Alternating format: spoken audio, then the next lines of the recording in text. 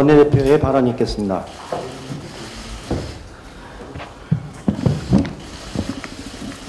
어제 저는 5번째 대표연설에서 국가균형발전을 위한 행정수도 완성을 제안했습니다.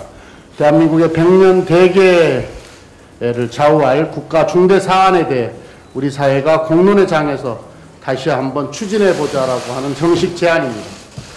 국토 면적의 11.8%에 불과한 수도권 인구가 비수도권 인구를 추월했습니다. 이로 인해 수도권 과밀화와 집값 상승 등 심각한 사회적 비용과 부작용이 속출하고 있습니다.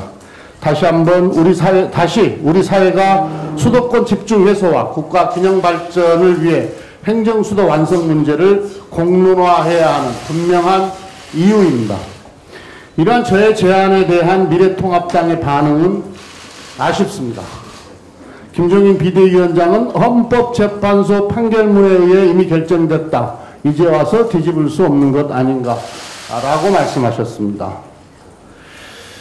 미래통합당이 이 수도권 과밀 해소와 국가 균형 발전에 대한 어떤 계획과 전략이 있는지를 이야기를 좀 해줘야 합니다.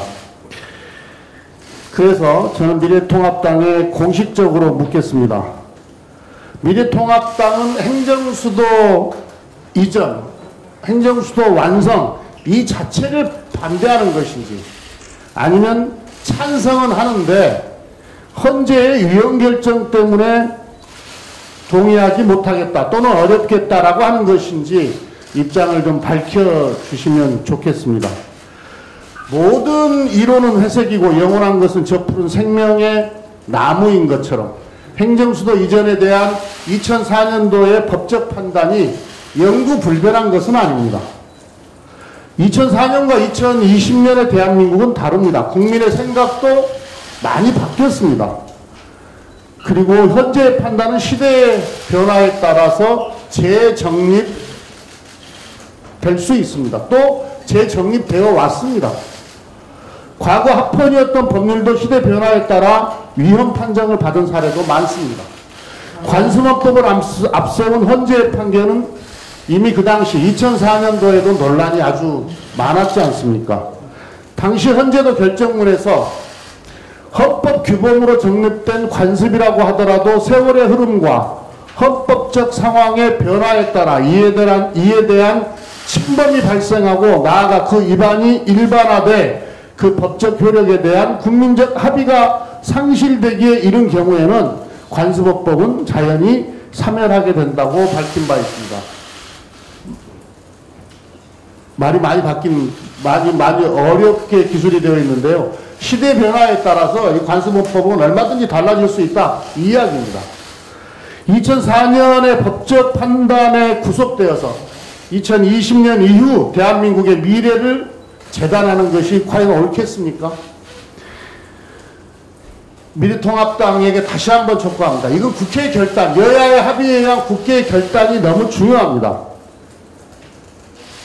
2020년 대한민국의 현실에서 수도권 과밀 해소와 국가 균형 발전을 위한 차원에서 행정수도 완성의 필요성을 진지하게 검토해 주시기 바랍니다. 행정수도 완성은 여야가 대한민국의 미래를 위해 다시 논의해야 할 국가 중대사입니다. 여야가 머리를 맞대고 모든 가능성을 열어놓고 논의를 한다면 얼마든지 해법을 찾을 수 있습니다. 개헌이나 국민투표까지 가지 않아도 충분히 해결할 수 있는 사안입니다. 국회는 국민의 대표입니다. 여야가 합의해서 행정중심 복합도시법을 개정하는 입법 차원의 결단으로 얼마든지 행정수도 완성이 가능합니다.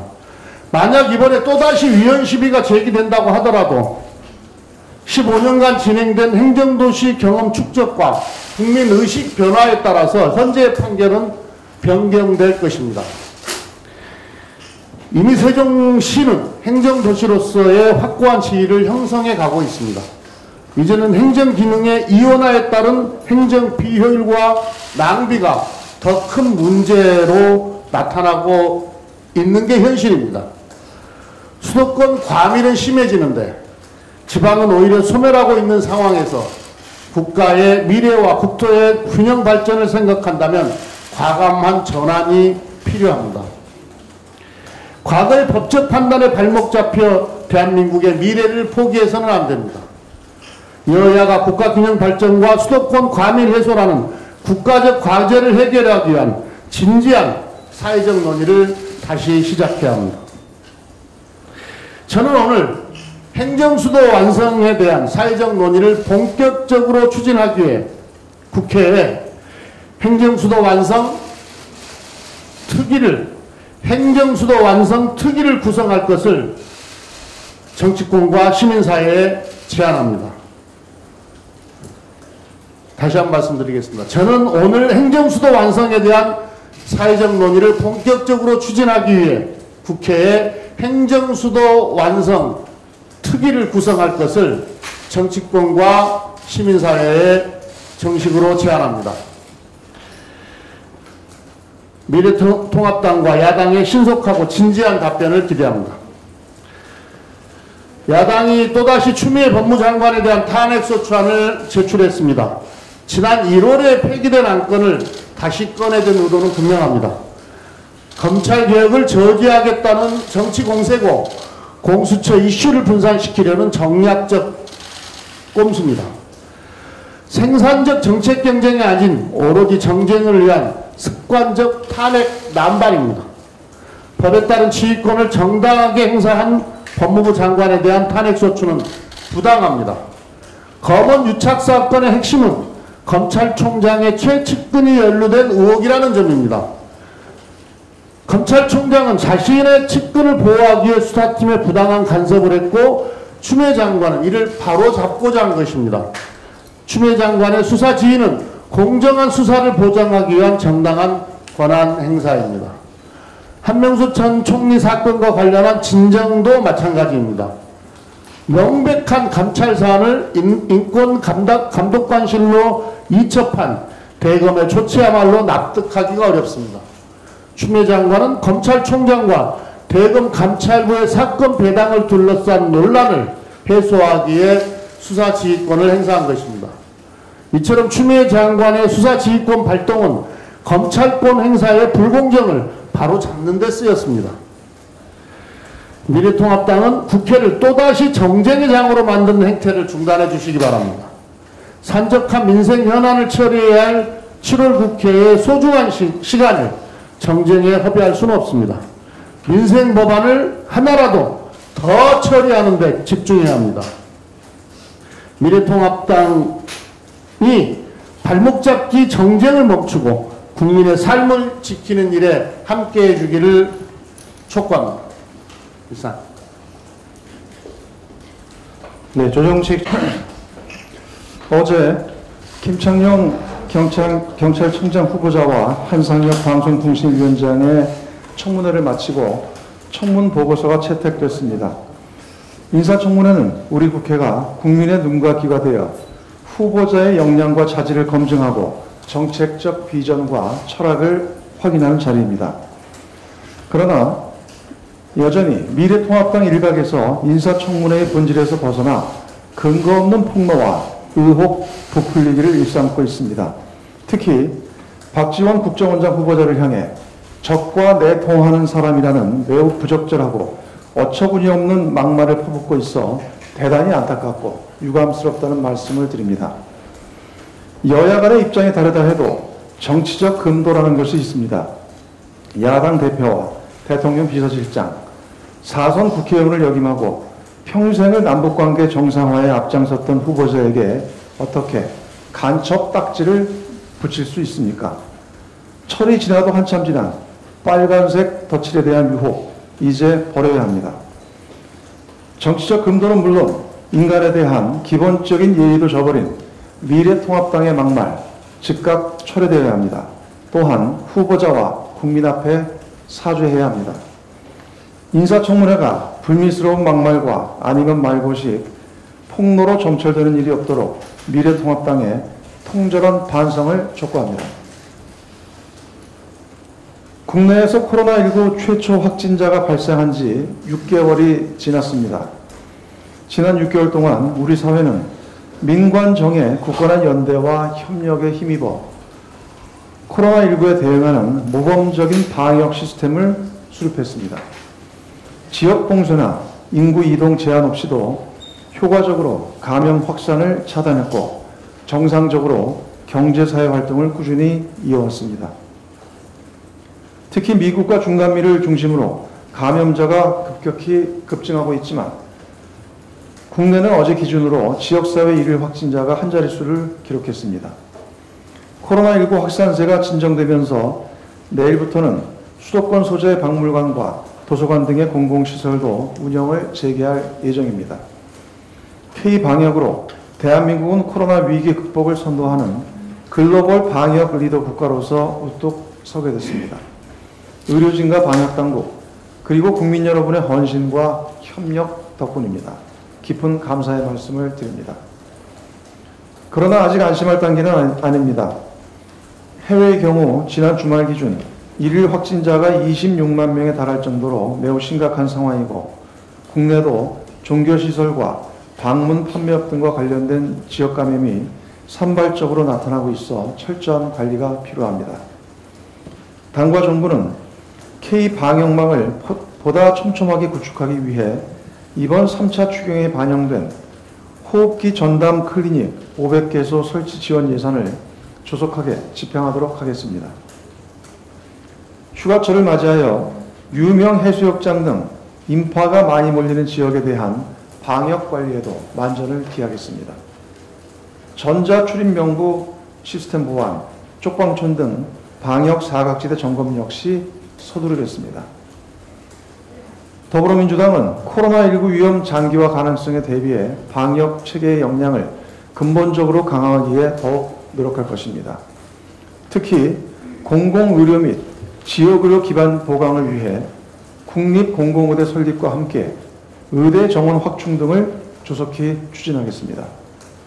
당정은 현장의 수요와 지역별 의료 인력 수급 실태 등을 종합적으로 고려해 이번 주 내에 당정 협의를 열고 의대 정원 확충 규모 등을 발표하겠습니다. K방역 성공의 바탕에는 성숙한 시민의식이 자리하고 있습니다. 무엇보다 생활 방역이 성공적으로 자리 잡고 있는 지금이야말로 국민 여러분의 협조가 대단히 중요합니다. 지금까지처럼 코로나19 극복에 힘을 모아주실 것을 거듭 요청드립니다. 이상입니다. 윤관석 정책위수장의 발언이 있겠습니다. 예, 현안에 대해서 한두 가지 말씀드리겠습니다. 다른 사안으로 지금 이슈가 좀 덮이긴 했습니다만은 지난주에 발표한 한국판 뉴딜은 현재 코로나 위기 상황을 극복하기 위한 적극적인 대응책이자 우리 사회의 미래 발전 종합 계획입니다. 계획이 발표되자 일부에서는 한국판 뉴딜이 좀 불완전한 계획이 아니냐는 비판을 하고 있습니다만 기술 진보 및 국제 환경의 변화 또 국내 인구 구조 변동 등 불확실성이 높은 시대에는 가장 중요한 것이 바로 정책의 개방성과 현실 적합성입니다. 이러한 입장을 견지하며 우리 당과 문재인 정부는 한국판 뉴딜을 심혈을 기울여 준비해서 발표했습니다. 앞으로도 이러한 입장은 견고하게 견지될 것입니다. 한국판 뉴딜을 통해서 산업 경쟁력과 성장 잠재력 강화를 꾀하고 또한 민생을 향상시키면서 우리나라가 선도국가로 도약할 수 있도록 반대를 위한 반대보다는 생산적인 대안 제시를 통한 논의가 활발해질 것을 기대합니다.